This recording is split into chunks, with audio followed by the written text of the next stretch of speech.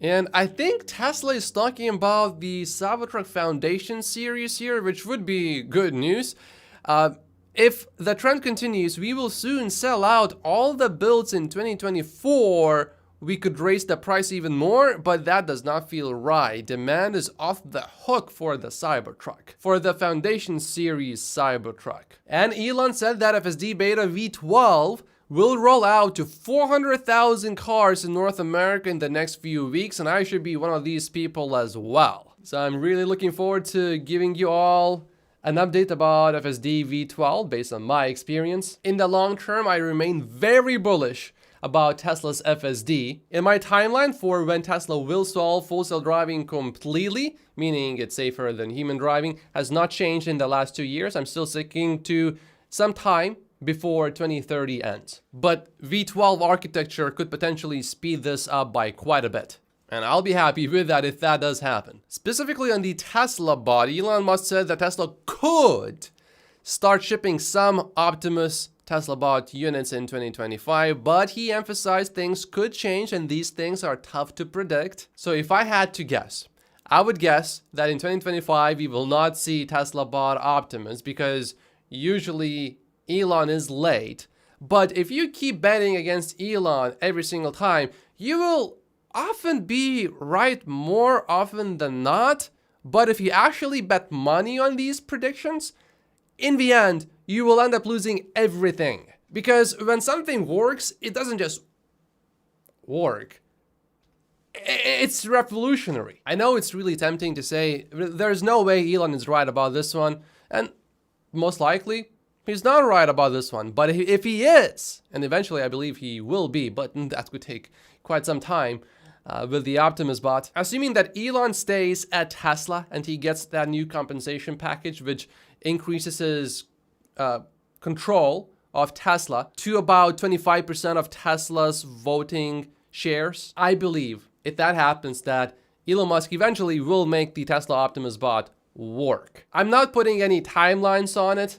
It's one of those things that I think could take quite a long time, but I'm planning to hold Tesla stock for 10 years or more. And I think 10 years from now, the Tesla bot will be reflected in Tesla's stock price, at least to some degree. And if it's not going to be the bot, then it's going to be something else that Tesla will come up with. Elon himself said on X a few days ago, I think, that Tesla is not just one company. It consists of a dozen startups. And here's something to look forward to, or sort of not really, because then Wall Street will start figuring this out.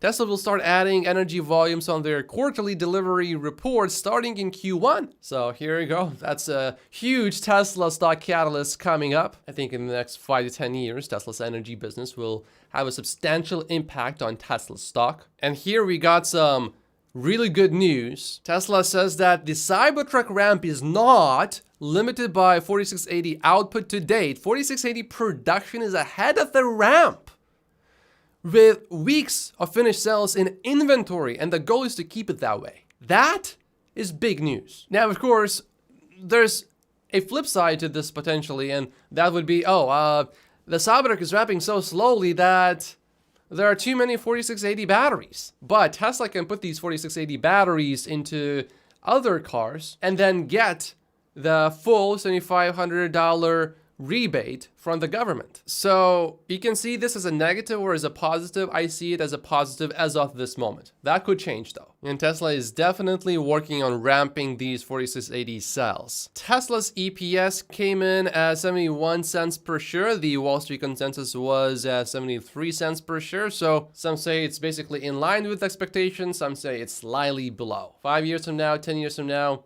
2 cents will not matter. Here is Tesla's data advantage in one chart. This is cumulative miles driven with FSD beta. And if V12 is really as smooth as it seems, I think these miles driven here are going to start increasing exponentially. Because to me, one of the biggest problems with FSD is when it works great. But when it disengages, it's a bit dramatic how it does it. If you have anyone in your vehicle, which I often do, it makes you look like a really bad driver because it's rather abrupt. I don't mind disengagements if they are smooth. So with V11, I generally don't use FSD if I go to any place where I haven't been. I only use it where I know how it's going to react. Unless I'm just driving by myself and I don't mind annoying other people in other cars. Speaking of energy deployments, Tesla expects these to be volatile and lumpy, but it expects growth on a trailing 12-month basis going forward. Yeah, the energy business looks good. Revenue is up 54% year over year. And Tesla's energy generation and storage business profits nearly quadrupled in 2023.